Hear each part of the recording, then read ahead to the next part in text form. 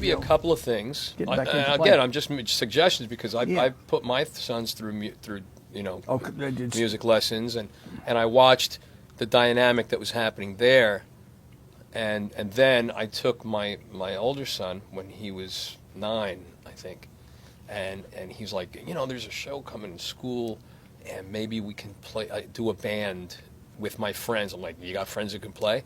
So he got a couple of his friends together, and long story short, what we put together for learning one good song, really good for a show, turned into like 8 years of them building a repertoire. I used to have them open for us every so often. I mean, these kids got together, they played in front of 4,000 people at one point, you know what I mean? And then, they gave it up and went to college and all that kind of business. But at least they had that experience. So another idea might be, you have lessons now, with like piano schools, they have different goal things, and like they go, okay, you're going to do this, and then there's our spring recital. Right, so then they have that, right? Okay. But if you have a guitar and rock thing happening, maybe what you do is every couple of months you have like a show, and maybe you have an ensemble of players, maybe obviously better players, but then you feature this kid on the guitar, this kid on the bass, or this and whatever, and you do a little show type of thing. Okay. Or at the very least, like a full band group rehearsal type of thing, where they're not just playing for mom and dad. Now they're playing to try to be a part of this group. Like a play, okay. You know what I mean? Kind of like School of Rock. School of Rock's got the format to do that. Yeah. School of Rock's a great concept, I think. It's hard to keep the kids interested. Voice, not a problem. Everybody wants to sing because of Disney. Sure. There's a lot of that stuff going on. And it's not like the guitars. It's not. Nobody wants to learn. And that Glee show. That's a lot of vocals. It's the voice in it. It's not like when we were watching. You know what I mean? They used to have all different shows. The night shows. The Beatles we saw come out, what I mean, and all this the stuff. TV, it's the Monkees. To spark you had the Monkees. Absolutely, you had the Don Christian rock concert. There was this constant presence of live music happening. Yes, not like MTV, which was video and how good you could look. The poser era. You know what I mean?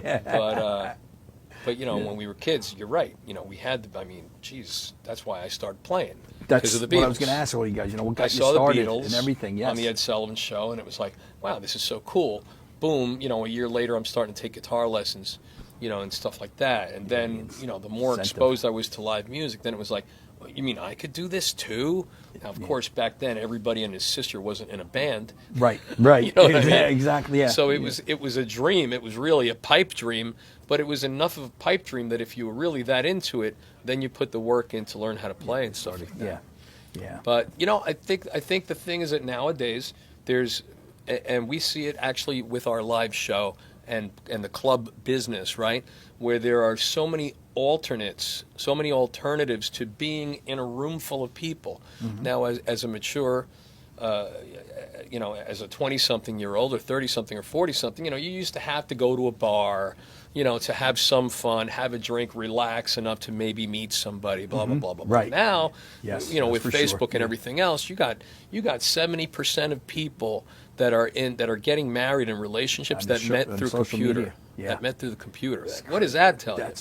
So you have to then, for the sake of, I know it keeps straying, but it's all the same thing. Yeah. For the sake of keeping kids in a thing, you have to now take your lesson thing and go just one step further visually for them at home.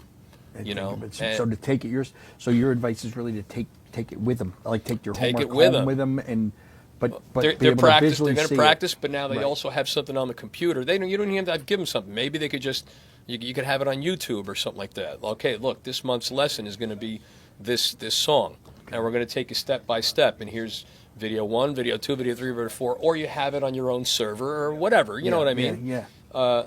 Where now they have that, and then there's also a backing track too that they can practice off. Okay. That makes a big difference. I think. Just timing and stuff. If I was going to do it, I think that's how I would do it. Okay. So I did this career day thing, right? And had 6 different classes of like 20 kids, and they wanted to know about what it's like to play in a band, and that's your job, blah blah blah. And I'm talking and explaining, and I'm playing different things, and in every class, half of them were just like, like spacing out, you know, and I'm like, yeah. and I said to the teacher, who was the music teacher for the school, I was like, man, what a difficult job you have, because you got to be juggling, got to be juggling cats on fire to keep these to keep their attention. Yep, absolutely, yep.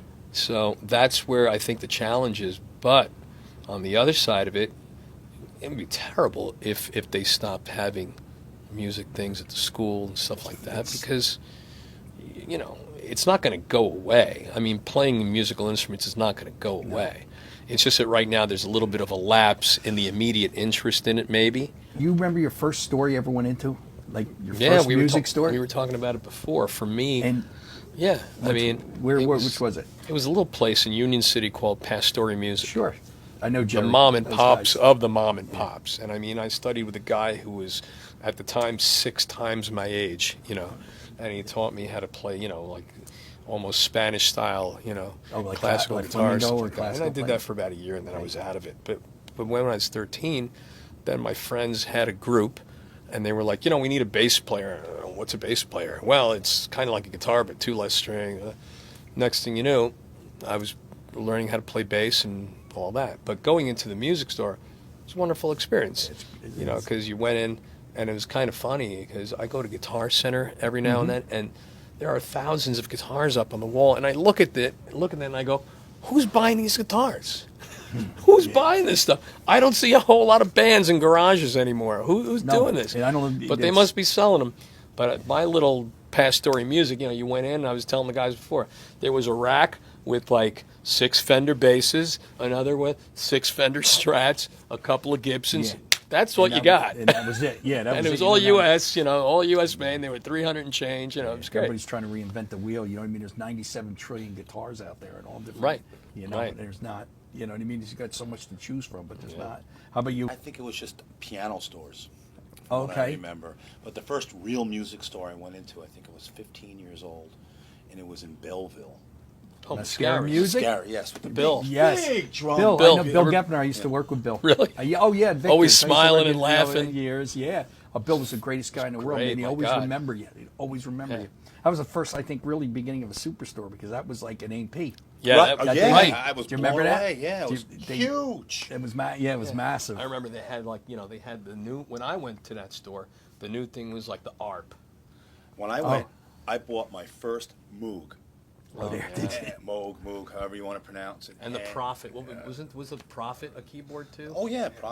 Yeah. Profits. Yeah. I bought one off of this guy once. Oh, yeah. Oh, did you? Yeah, Long Long McQuaid? McQuaid, I know, yeah. we mentioned, yeah, okay. I bought all kinds of stuff off of him. Are you kidding me? Half my house is furnished from what I got from him.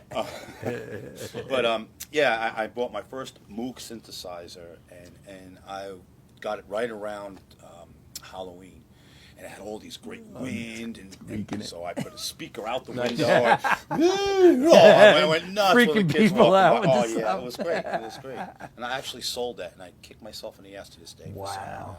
I can't believe. See, that's amazing. That's Bill Gepner. I remember Bill. Bill was a legend in the business, man. He was in the industry. That made you always want to go back to him, too, because it always remember he was always good. And he was such the most upbeat guy. Oh, God. I just want to thank all these guys. I want to thank these guys. The #1 band in the world. Who is it? New Jersey. The Who Nerds. are they? No, I like the world. The That's Nerds. cool. Well, but your repertoire is unbelievable.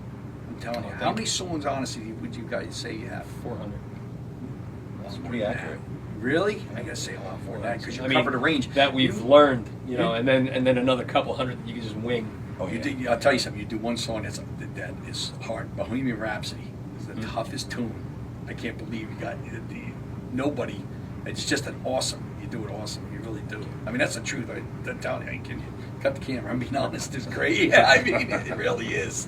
But you know, I just want to say, as somebody who's been playing like Mike here forever, you know, I'm still learning.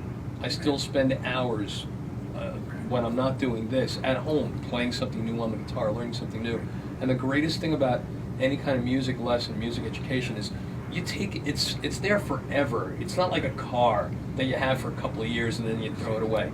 Once you get that bug, you have that forever. You never have a reason to be bored, and that's a big problem. You know, it's boredom. You know. Yes, absolutely. And you know, if you learn, you put in a little, not even that much time. If you put in a year, you put in 2 years, where you can really get around the thing, and you get a couple of friends and they're into it too, you have that for the rest of your life. Start to do it. Yeah. There's not a lot of things like that. And would you tell the kids that if once they just stick with it, get over that hurdle, Yeah.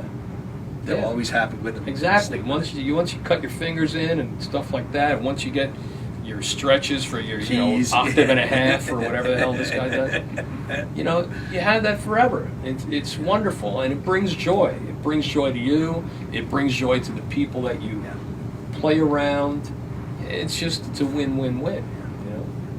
Thank you guys so much for taking the time Oh, and love it. supporting the small guys, man. I appreciate it. I really do. I Absolutely. really, really do. Mhm.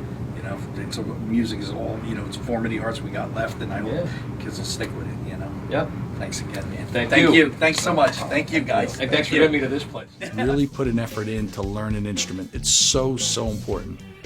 Thanks again for lending an ear. Thanks for stopping in to Encore Chat. I'm Pete Schmiedhauser that owns a small little store called Schmied's Music, 831 Route 10 East in the Pine Plaza Shopping Center in Whippany, New Jersey. Thanks, guys, and stay in touch to see more videos to come.